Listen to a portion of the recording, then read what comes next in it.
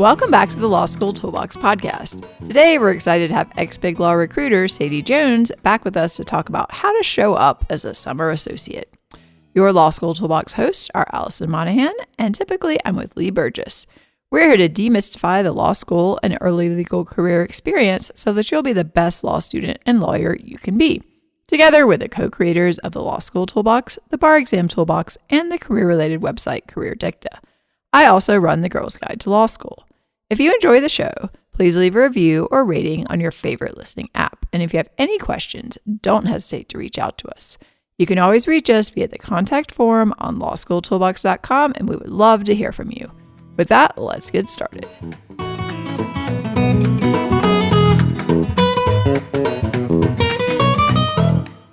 Welcome back to the Law School Toolbox podcast. Today, we're excited to have ex-BigLaw recruiter Sadie Jones with us to talk about how to show up as a summer associate. Welcome, Sadie. Thanks for having me back. My pleasure.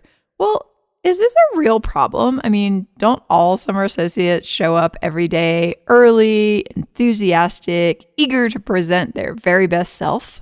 I don't think we could say that all summer associates show up in that way, but I will say that generally I think most summer associates do show up like that. It's just kind of not everybody really catches on early, and some people, I don't think they take it as seriously as they should. Yeah, I think that's definitely true. I summered with an infamous summer associate who jumped in the Hudson River one day. So that's a famous one. That's a classic story. Unfortunately, I was in London at the time, so I wasn't at that party, but I did hear about it, as did everybody else in the entire legal industry, thanks to Above the Law. Well, and I think some of it is sort of the time period you're living in. In terms of, what's going on and kind of the attitude of people and how the economy is doing. There's lots of outside forces that I think can influence how seriously people take the job. Right. I mean, what do you think is basically going on here? Well, I think that people forget that they do have to earn an offer. So to me, you go in, I sort of assume that everyone is going to earn an offer, and it kind of has to be taken away from you. But you do need to, do all the things and show up and do work and be present and do everything you're supposed to do in order to get that offer. And I also think that there can be sort of a level of entitlement that can come with, you were chosen, this is sort of a coveted position, and you feel like you already got it. And you sort of forget that this is still, an 8, 10, 12-week job, interview, basically, and that you haven't gotten the offer yet. And I think some people sort of forget that quickly.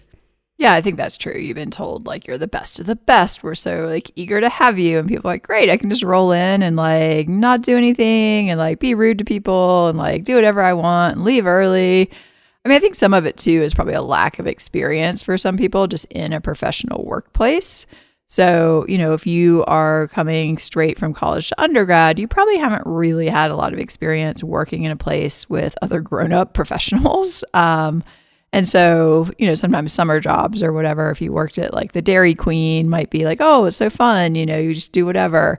And that's just not kind of the workplace we're talking about here, unfortunately. Or even if you worked in another industry, more creative and, the hours weren't very set or the, atmosphere was kind of laid back.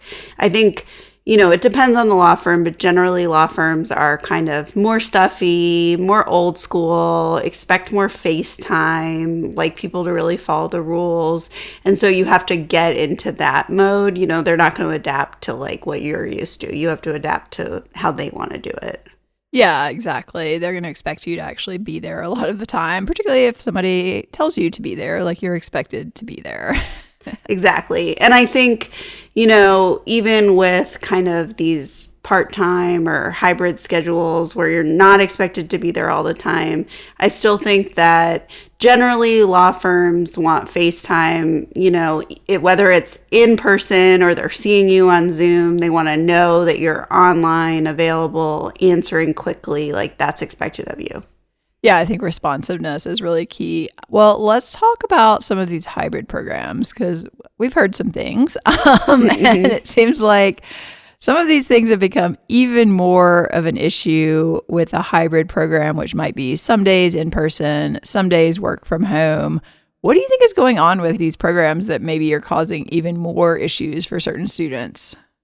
Well, I don't think that all of it is necessarily, the fault of anyone. I think sometimes the expectations are not clear, with these hybrid programs. But, whether you're work from home or you're in person, they expect you to be available and be at work during those hours. So obviously, if you're at home, you might leave your computer to, get a coffee or something, which you would do in person also. But generally, they want you to be there and they want you to be available and they want you to show that you're doing work. I think that's kind of the negative reputation that some of these like work from home jobs have had for a long time for employers is like, are people really working? And so the thing is, if you want the flexibility, you need to show that you are like doing the work while you're at home and putting in, as much as you would put in person. And I think that people sometimes can sort of take advantage and try to get away with things when they're not there in person. Yeah, I mean, I think that's the fear of every employer. And you're always like, is this person really working? Or are they going to yoga at like 2 p.m? So I mean, whatever, you can schedule your day maybe so you can go to yoga. I probably wouldn't recommend it in the limited time you have as a summer associate, just in case, because somebody might actually ping you at that moment with something that's urgent or seems urgent to them, more importantly. And if you're like, oh, I mean, I guess you at least need a good cover story, basically. I mean, I think that's the big thing with this is that not necessarily the cover story, that this is a summer associate job that's like a limited amount of time. So I would probably give different advice and have a different opinion if we're talking about being an associate, and working hybrid or working from home, or whatever it is. I think that's different if you are full time and you've been there a while, but this is a limited amount of time. So you want to make sure that you're putting your best foot forward, and you can do yoga, with your flexible schedule at some other point. But I feel like for, the 2 months, let's say that this is, I kind of think that you shouldn't even try to finagle that kind of thing. I just say like, be there during working hours, which is whatever, your employer expects. And, I wouldn't try to, do anything shady like that. Yeah, I think if I were going to do yoga, I would at least probably like roll my mat out in my living room and do it on TV and have like my, computer or whatever they've given you to stay in touch remotely beside of me in case anybody needed me. Sure, you could probably get away with that, but I wouldn't recommend it necessarily. I mean, I think sometimes people think like work from home is not really work, but to your point, you still need to be doing the same amount of work and the same amount of hours, which are probably going to be pretty substantial that you would do in the office. And if anything, I mean, I do think that sometimes people can spend a little less time because they're not being pulled away as much as they are in the office. That's what I found. Sometimes you can get things done quicker because you can concentrate more. I mean, other people have the opposite problem and they have distractions at home. So it sort of depends. But I think generally, whether or not you're actually, having enough work to do, 8 or 9 hours a day or whatever, the idea is that you're available. So if someone is pinging you on something, that you're responding to it. So, I think it's okay, like the yoga example, if, you have your computer open and you can see what someone's saying and you happen to not have anything to do right now, I don't necessarily think that's really bad, but you need to be responsive and make sure they know you're there, you're checking, you're looking. Right. And we're not saying you can't like pop out for lunch or get a coffee. Like, as you said, these are things that would happen in your normal day anyway. Maybe a 30-minute lunch is fine. An hour might be starting to push it, Mm-hmm.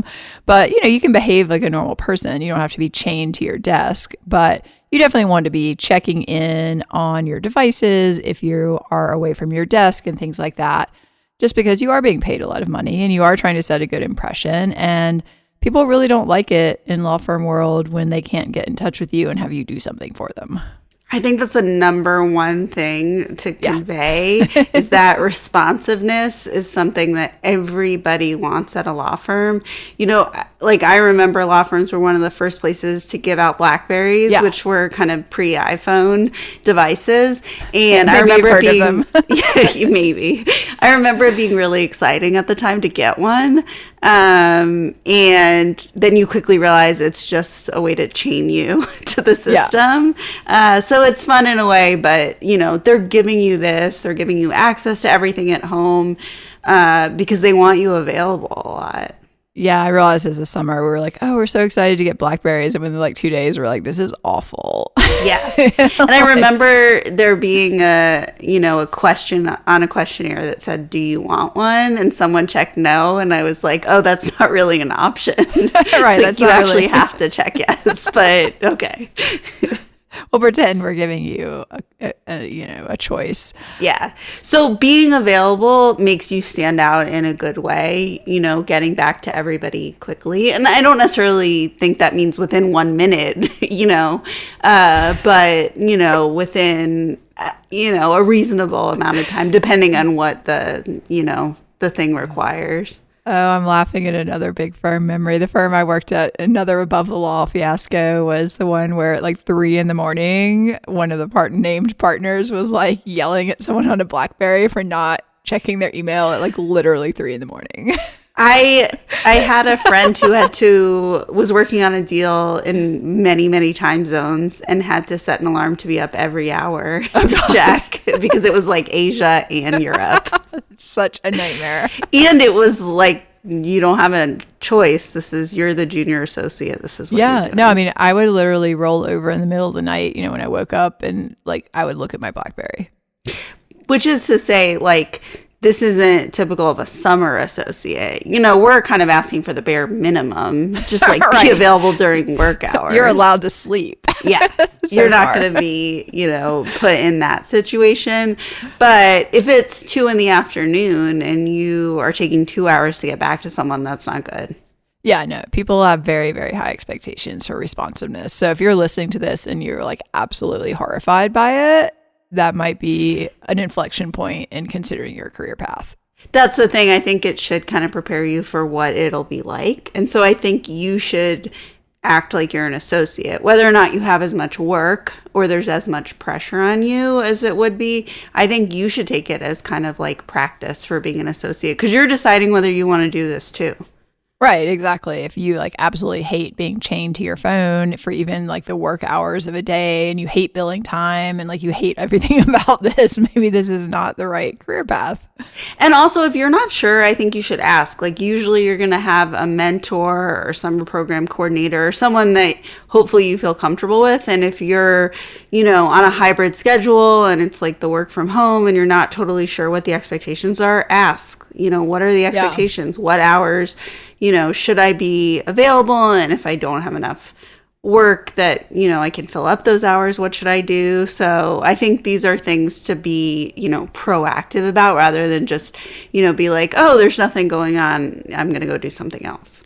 Right. I mean, I think the lack of clarity around expectations can also really trip people up, and just getting that clarity, if nothing else, like what are the standard working hours that you're looking for here? Is it okay if I take lunch? Like, do I need to tell someone? I remember even when I was in person summer associate, like a friend of mine at a different firm literally had to tell her secretary like where she was going and when she was expected to be back every time she left the building. And, if your firm wants something like that, then you need to be aware of it. Or I know a hiring partner who would kind of keep a lookout for when the summer associates left at the end of the day. And so, if it's the kind of place where they're going to notice like, oh, it's 4:30 and they all seem to be leaving, that's kind of weird. Don't do that. Don't do that. I'm like 6 p.m. probably a better choice. Yeah, exactly. So, I think sometimes people think maybe they have these, fewer personal connections. It's harder for people to know when they've left the building, so that maybe they think people aren't watching them. But I'm pretty sure they can tell if you're online. Like, people know when you stop sending emails, that kind of thing. If you're on like a Slack channel or something, like, there are ways to kind of finagle this a little with technology, and you might want to figure out what those are. But, basically it's usually by default pretty obvious if you're not there.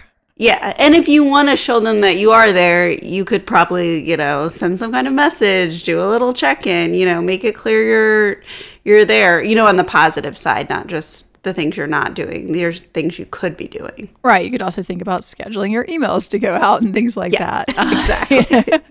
And some of that's just like, you probably don't want to be sending emails at like 3 a.m, because then people are like, why is this person up at 3 a.m? Like, unless they're working, I have seen that too, where someone will say, oh, it seems like the summer is constantly sending emails at 11 p.m.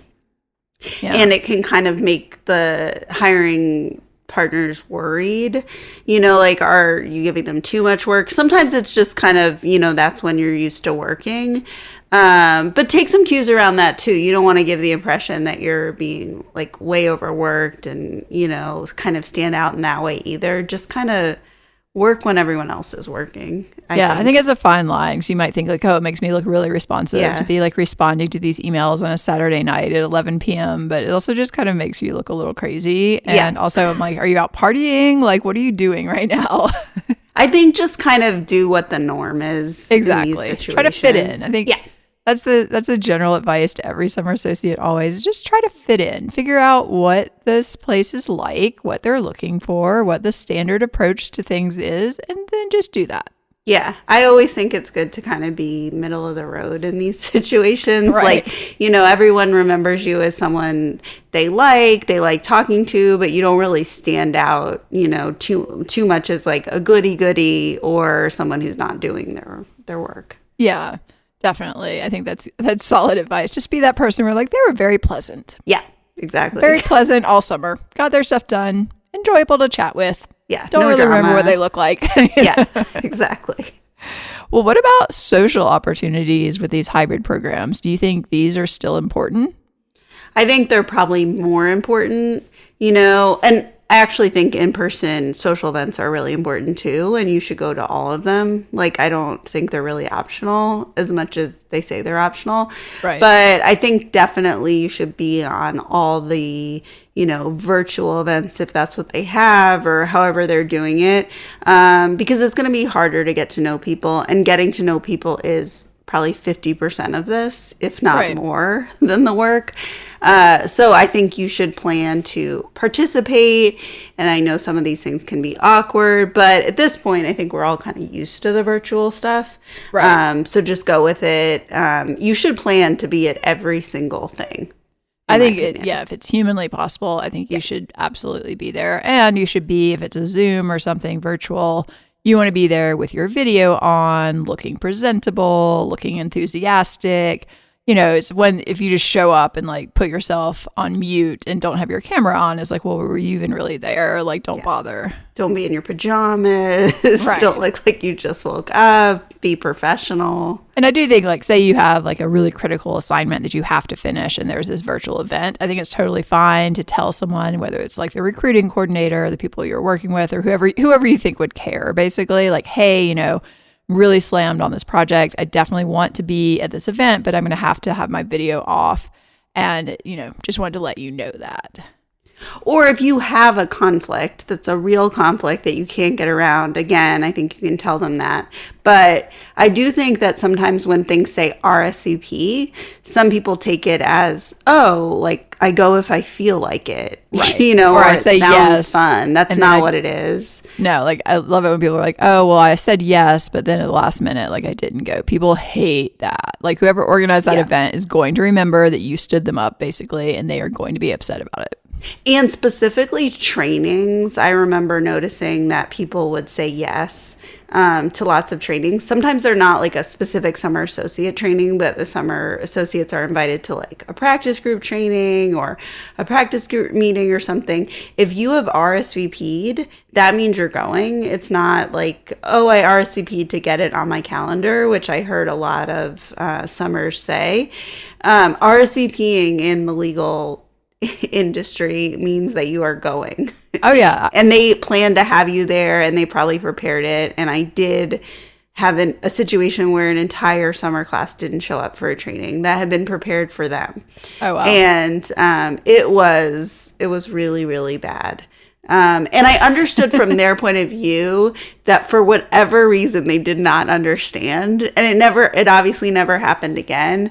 But I'd love to just give people that advice, that if you've RSVP'd, somebody is like looking, even if it's a calendar invite, they're seeing that you accepted it. So they expect you to be there. If you can't go, you need to tell them. But my opinion is you should go to all of those things. Yeah, absolutely. I think unless something major comes up, and in a lot of cases, like if you RSVP to like a lunch training, they bought lunch for you. So if you don't show up, or I remember one time going with a partner to some event that had it was a dinner event. They'd paid for a table and like half the people didn't show up. And this person was livid and also like humiliated.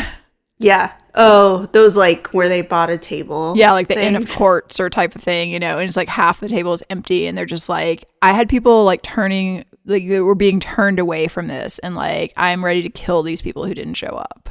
And as a summer associate, everyone knows that you don't have that much work generally. So it's much more of an excuse if you're an associate and you had, something to do. But generally as a summer, we kind of expect you to fill in those things. So yeah. Definitely. Well, let's talk a little bit about vacations. I mean, people have worked really hard in law school this whole year. They're tired. Don't they deserve a break during the summer? Probably. Should this be during their summer associate program? No, it's not during their summer associate program. Basically, if that's your plan, like you shouldn't have said yes to the job. It's a limited amount of time. And if we're talking about Big Law, they're paying you a lot of money, like way more money than you're worth, like as a worker. Yeah, objectively. So you should not, I don't think you should be taking any single day off unless it is something that, my example is a wedding, like something that cannot be moved and was only that date, and it's, something important. And if it is, you go for the least amount of time. It's just, that's what it is. There should be no like optional vacations or spa days or anything like that, mental health days. Like you need to show up every single day. People get sick. That's different, and you can talk to them about it. Generally, unless you're really sick, I would also think you could do kind of a work from home thing. But yeah, you need to plan your vacations like outside of that. They expect you to be there for every single day. They don't factor in days off as a summer associate. I think that's true. I was in this situation when I was working my 2L summer. I was working part of the summer in London, and like one of my best friends was getting married on Martha's Vineyard.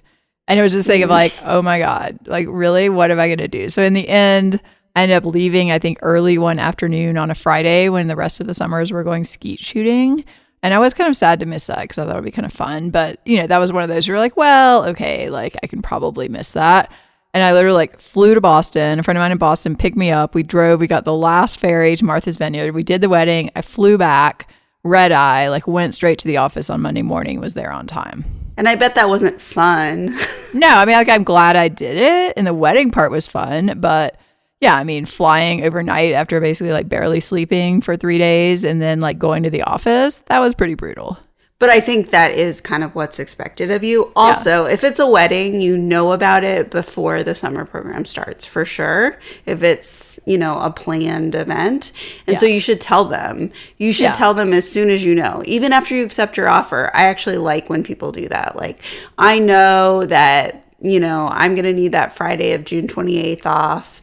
Summers usually do that, and that's what I would suggest. And then remind them again, a week before, and make sure that there was nothing due that you need to tell people you're working at. Be really vocal about it, and that like it won't affect anything with the program.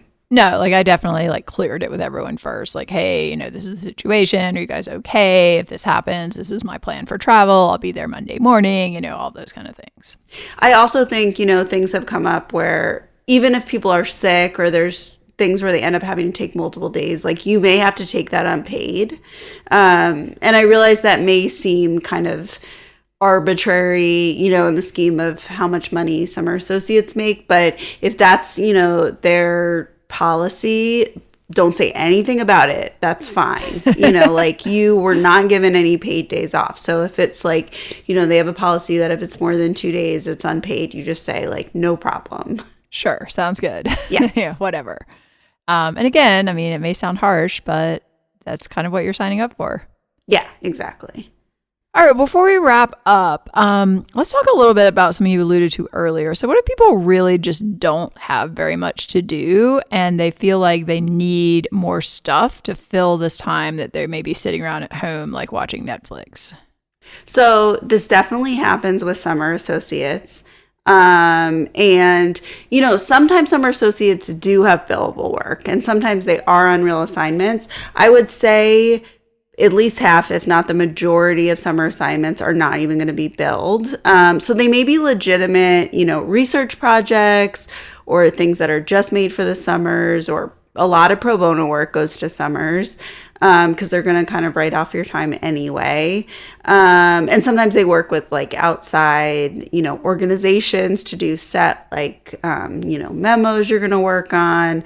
So there's lots of, things that are not billed, but should take up your time. So what I'd say is, first of all, do not get worried about it and then take on too much. Because I think that tends to be something that summers do. They have like kind of a slow few days. And so they start asking around and then they take on too much and it kind of can snowball. So what I would do is talk to the summer coordinator or your mentor or the, recruiting manager about, your concerns and go over, what you're working on, what else you can be working on, that kind of thing. Like get other people involved so you can figure out how you can kind of round it out.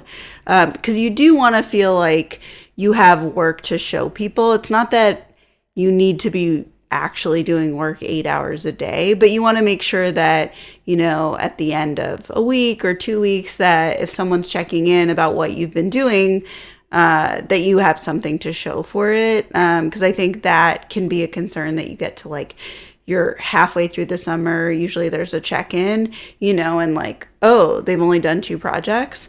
And if you've just sat back and not reached out for things, like that's a reflection on you. Like you should have been, kind of keeping track of your work so you can get other people involved. But I do think that it ultimately is up to the summer associate. They want to see that you're going to be proactive about getting work. Yeah, I think you just want to make it clear that you are eager to do stuff. You're willing to take on new projects. Like you said, maybe go around and like talk to people. If you're in the office, you could go door to door. You might do it virtually. A few people you're interested in working with. You just want to make it clear that you are trying to find stuff to do. And in the end, if they don't give you stuff to do, that's not really on you. I mean, do you think that's a bad sign that you're not going to get an offer? Or is it just sort of something that happens?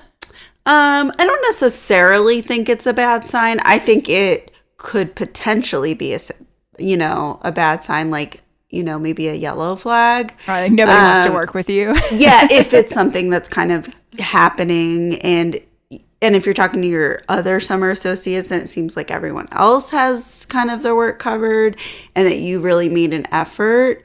I have rarely seen that, though, in many, many years of doing this, where a summer really doesn't have any work when they're reaching out, because people will just make stuff up, right. Exactly. That you can do. They'll be like, oh, we've got this 3 pro bono projects, pick one. And like, they're always eager to have people helping them. Exactly. So I think that's like unusual.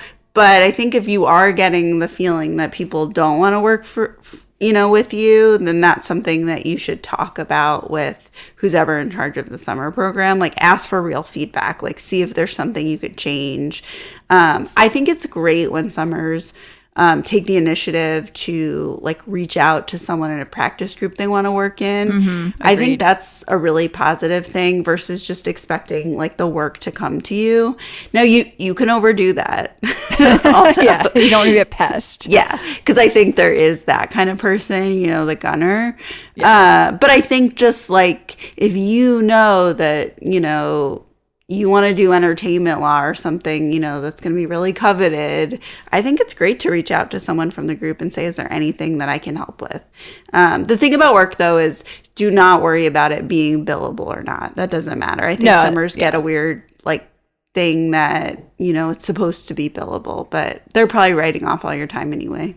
Yeah, and I think, if you say there is an area like entertainment law and there's somebody you're interested in working with and you go to them and you're like, hey, I'm really interested in this area. If you have anything, that's great. And if they come back to you a few days later, be like, well, actually, I want to write, this article for a newsletter or something, like that's actually valuable for them. Like sometimes people think like, oh, they're just like making up this stupid thing for me to do, but that's actually like promoting them. And so you want to do a really nice job on that.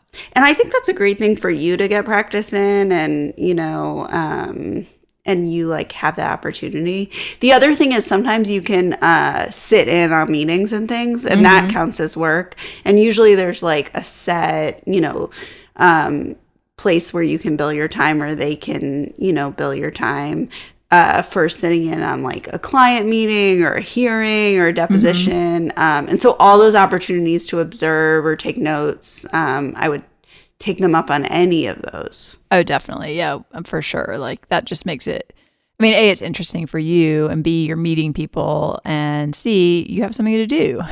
Yeah. Yeah. I mean, and it's actually an opportunity that you might not have as much of once you're an associate, especially after you get past like junior associate. You don't necessarily get to just observe things. Yeah, they're not taking you to meetings just to be like, oh, this might be interesting for you. You might learn something. Exactly. So I would say like the earlier you can get exposure to all of those things, the better. Also, what we were saying about like even just filling a table at like a benefit. Do that. That's great. You don't know who else is there who you could end up chatting with. No, definitely. I think just take advantage. And this is what we've been saying all along. This is a unique opportunity. It's a limited period of time. I think the key is just take advantage of the opportunities that present themselves. And then if you're feeling like you don't have enough to do, follow up with someone. Yeah, absolutely. All right. Well, any final thoughts on this? Yeah, that I think that what we were starting off with about like entitlement, I think that you should really think about, everything you're doing in these situations. Could it come across that way? Because I think that's the number one thing that's a turnoff to everybody at a law firm is any kind of attitude of entitlement. And maybe you have to do some soul searching. Maybe that's not how you mean it. But if you're getting any feedback about that, or you're concerned that it may look that way, I would say, do an adjustment. You can always kind of turn it around. I think generally, if you're trying to turn it around, that's a good sign, and they like are open to that. Right, because it's not like lawyers are necessarily the easiest people to deal with all the time. So if you're really like, what, I understand like how that could have been perceived poorly. I apologize, and like I'm going to do better going forward.